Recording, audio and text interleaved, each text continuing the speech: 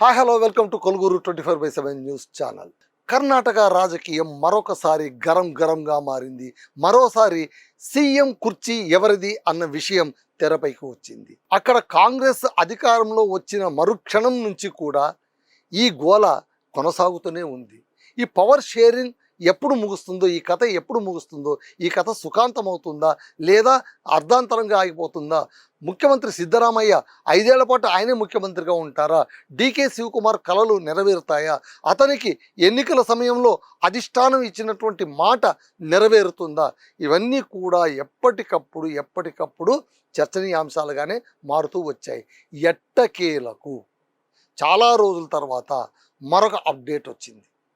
అధిష్టానం సూచనల మేరకు, అధిష్టానం ఒప్పించిన విధానాల మేరకు కర్ణాటక ముఖ్యమంత్రి సిద్ధరామయ్య ఇవాళో రేపో తన పదవికి రాజీనామా చేయబోతున్నారు. ఇది చాలా విశ్వసనీయమైనటువంటి సమాచారం. ఈయన రాజీనామా చేస్తున్నారు అంటే అర్థం ఇంకా టైం ఉంది. 5 ఏళ్ల వ్యవధిలోనూ దాదాపు 3 ఏళ్ళు పూర్తయినట్టుంది. ఇంకా 2 ఏళ్ళు. యాక్చువల్గా చెప్పాలి అంటే గత ఎన్నికల్లోన కాంగ్రెస్ అధికారంలో వచ్చినప్పుడు దాని అధికారంలో తీసుకురావడానికి అటు సిద్ధరామయ్య ఇటు డీకే శివకుమార్ ఇద్దరూ కూడా చాలా తీవ్రంగా కృషి చేశారు. ముఖ్యంగా డీకే శివకుమార్ మనీ ఖర్చు పెట్టాడు, పవరు ఖర్చు పెట్టాడు, ఆయనకున్నటువంటి అన్ని శక్తులు ఖర్చు పెట్టి అధికారంలోకి తీసుకురాగలిగారు. అప్పుడే అందరూ అనుకున్నారు డీకే శివకుమార్ ఖచ్చితంగా ముఖ్యమంత్రి అవుతాడు, ముఖ్యమంత్రి అయ్యేటువంటి నాయకత్వమే ఆయనకు ఉందని. పైగా కాంగ్రెస్ అధిష్టానానికి చాలా దగ్గరివాడు కూడా. సో ఇవన్నీ ఈక్వేషన్స్ని బట్టి చూస్తే డీకే శివకుమార్ ఎట్టి పరిస్థితుల్లోనూ తాను ముఖ్యమంత్రిని తాను అనుకున్నాడు, తన అనుచరులు అనుకున్నారు. అయితే పొలిటికల్లో ఎప్పుడూ కూడా అనుకున్నది అనుకున్నట్టుగా జరగదు. చివరి నిమిషంలో సమీకరణలు మారిపోతాయి, ఉద్దేశాలు మారిపోతాయి. సో దాంతో ఏమైపోయింది, సీన్ కట్ చేస్తే సిద్ధరామయ్య ముఖ్యమంత్రి అయ్యారు, ఆయన ఉప ముఖ్యమంత్రి అయ్యారు. అక్కడికి ఆయన చాలా తీవ్ర అసంతృప్తితో ఉన్నారు. ఇదేంటిది, నేను ముఖ్యమంత్రి కావాలనుకుంటే నన్ను తీసుకెళ్ళి ఉప ముఖ్యమంత్రి చేశారు. నిజం చెప్పాలంటే రాజ్యాంగ పరంగా ఉప ముఖ్యమంత్రి పదవి అనేదంటూ ఏమీ లేదండి. ముఖ్యమంత్రి పదవి మాత్రమే ఉంటుంది. ఉప ముఖ్యమంత్రి పదవి అనేది వీళ్ళు క్రియేట్ చేసుకున్నది. అతను యాక్చువల్గా మంత్రి కిందనే లెక్క, ఆయన మంత్రిగానే చూడాలి. కానీ చాలామంది ఆ హోదా ఇస్తారు. అంటే ఏంటి, పొలిటికల్గా వాళ్ళని కాస్త సర్దుబాటు చేయడానికి, వాళ్ళకు ఉపశమనం కలిగించడానికి, వాళ్ళు రెచ్చిపోకుండా చూడడానికి ఏం చేస్తారంటే వాళ్ళను ఉప ముఖ్యమంత్రి మీరు అంటారు. చూడండి, ఏపీలో కూడా ఉప ముఖ్యమంత్రి ఉన్నారు. ఆ తర్వాత తెలంగాణలో కూడా బట్టి విక్రమార్క ఉప ముఖ్యమంత్రి ఉన్నారు. ఉప ముఖ్యమంత్రి అంటే చీఫ్ మినిస్టర్ తర్వాత అంత హోదా ఉన్నవాడు అని కాదు. మీరు ప్రోటోకాల్ ప్రకారం చూస్తే ఉప ముఖ్యమంత్రి పదవి ప్రోటోకాల్ అంటే ఏది ఉండదు. మినిస్టర్లకు ఏ ప్రోటోకాల్ ఉంటుందో దాదాపు అదే ఉంటుంది. అయితే ఆ హోదా పెట్టడం వల్ల ఏంటంటే మిగిలిన మంత్రుల కంటే ఈయన కాస్త భిన్నము అని చెప్పడానికి మాత్రమే ఉపయోగపడుతుందని చాలామంది అంటూ ఉంటారు.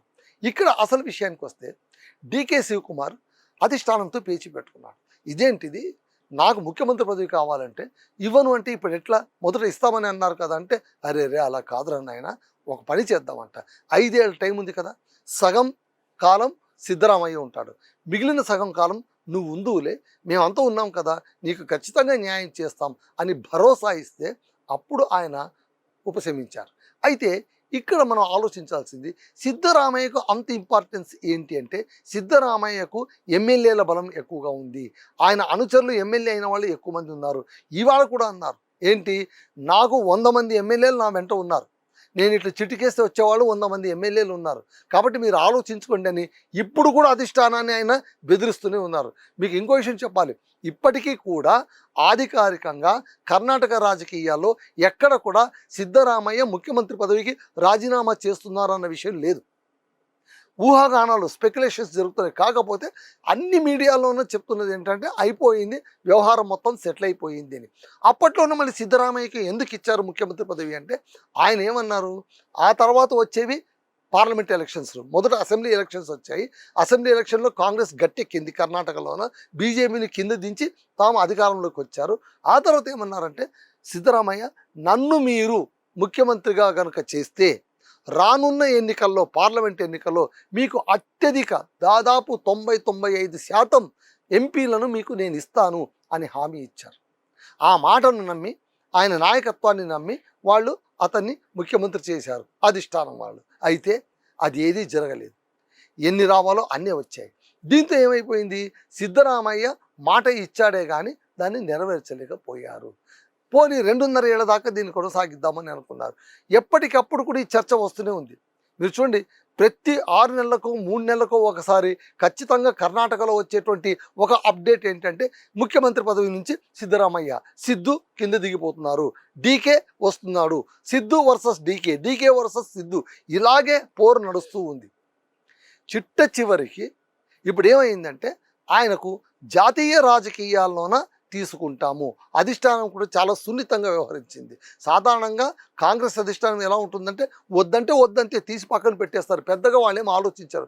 కానీ అక్కడ కూడా అధిష్టాన ధోరణి మారింది కాబట్టి వాళ్ళు కాస్త నచ్చ చెప్పారు. అయ్యా బాబు, ఇక్కడ నుంచి నిన్ను తొలగించామంటే పక్కన పెట్టామని కాదు, నీకు రాజ్యసభ సభ్యత్వం ఇస్తాం. ఎందుకంటే కర్ణాటకలోనే ఇప్పుడు 4 రాజ్యసభ సీట్లు ఖాళీ అవుతున్నాయి, పైగా శాసన మండలి ఎన్నికలు కూడా జరగబోతున్నాయి. సో ఈ ఎన్నికల నేపథ్యంలోనే ఈ ముఖ్యమంత్రి ఇరకాట విధి పంచాయతీ ఏదో తేల్చేద్దామని అధిష్టానం అనుకుంటుంది. లేదు అంటే మళ్ళీ దాని ఎఫెక్ట్ ఈ ఎన్నికలపైన పడతాయి, మళ్ళీ గొడవలు ఎక్కువైపోతాయని. అక్కడ ఏమన్నారు, నీకు ఒక రాజ్యసభ సీట్ ఇస్తాం, పైగా నిన్ను అధిష్టానంలో దగ్గరలో కూర్చోబెడతాం, జాతీయ స్థాయిలో కాంగ్రెస్ పార్టీని రానున్న ఎన్నికల్లోన నడిపించగల ముఖ్యమైన నాయకుల్లోన నువ్వు ఒకటిగా ఉంటావు, ఆలోచించుకో. ఎలాగో ముఖ్యమంత్రిగా అయిపోయావు, దాదాపు 3 ఏళ్ల పాటు లాగించేశావు, ఇంక నీకేం ఉంటుంది చెప్పు, ఇంకా ఎంతకాలం ఈ వ్యామోహం, రా అక్కడ ఢిల్లీలో నీకు కావాల్సినంత అవకాశాలు ఉన్నాయి అని నచ్చజెప్పి, అదేమంటారు చూడు, మూతికి వెన్న రాయడం నెయ్యి రాయడం అంటారు చూడు, అలా రాయగానే పాపం మన సిద్ధు సరే పోన్లే అయ్యింది ఏదో అయ్యింది అనుకొని, అయితే ఆయన ఒక కండిషన్ పెట్టారు. సరే అంటే చింత చచ్చినా పుడుపు చావలేదంటాం కదా, అలాంటిది ఆయనకు ఎప్పటికీ కూడా డీకే శివకుమార్ ముఖ్యమంత్రి కారాదు, తాను ఖాళీ చేసిన సీట్లో ఆయన వచ్చి కూర్చోకూడదు. ఇది పొలిటికల్గా ఆయనకు ఉన్నటువంటి స్ట్రాంగ్ కన్సర్న్. సో అందుకోసమే ఆయన ఏమన్నారు, అలా కాదు, నేను ఒక కండిషన్ పెడతాను, దానికి మీరు ఒప్పుకుంటే ఖచ్చితంగా నేను ముఖ్యమంత్రి పదవికి రాజీనామా చేస్తాను. అదేంటి చెప్పండి అంటే, అసలు ఇక్కడ ముఖ్యమంత్రి పదవికి తర్వాత అహిందా సామాజిక వర్గం నుంచి ఒక నేతను తీసుకొని వచ్చి మీరు పెట్టాలి.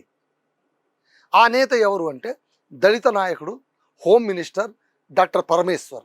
ఆ పరమేశ్వర్ని తీసుకొని వచ్చి మీరు ముఖ్యమంత్రిగా చేస్తే నేను రాజీనామా చేస్తాను, లేకుంటే నేను చెయ్యను అని ఇంకొక మెలిక పెట్టారు. అంటే ఏంటి, నేను కింద దిగినా కూడా డీకే శివకుమార్ మళ్ళీ ముఖ్యమంత్రి కారాదు.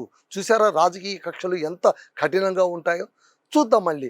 సో గతంలోనే ఇద్దరు కలిసి వాళ్ళ ఇంటికి వీళ్ళు టీకి పిలిచారు, సిద్ధు ఇంటికి డీకే శివకుమార్ టీకి వచ్చాడు, డీకే ఇంటికి సిద్ధు టీకి వెళ్ళారు. సో వీళ్ళిద్దరు టీకి వెళ్ళినప్పుడు చివరికి వాళ్ళ చేతికి కట్టుకున్న వాచ్లకు సంబంధించి కూడా కథనాలు బయటకు వచ్చాయి. ఆ టీ ఏమైపోయిందని, అతను టీ విందుకు పిలిస్తే కనుక డీకే శివకుమార్ భారీ భోజనానికి పిలిచాడు, భారీ విందు ఇచ్చాడు. సో ఇలాగా పరస్పరం విందు రాజకీయాలు కూడా జరుపుకున్నారు. కానీ ఇవేవి ఒక పట్టాన్ని తేలలేదు. ఇప్పుడు ఎట్టకేలకు ఆ ముహూర్తం వచ్చింది, రానే వచ్చింది. ఇక సిద్ధు ఎట్టి పరిస్థితుల్లోనూ సీఎం పోస్ట్ నుంచి కిందకి దిగక తప్పదు. మళ్ళీ ఆ సీట్లోన ఇప్పుడైనా డీకే శివకుమార్ కూర్చుంటాడా లేదా పరమేశ్వర్ వచ్చి కూర్చుంటారా?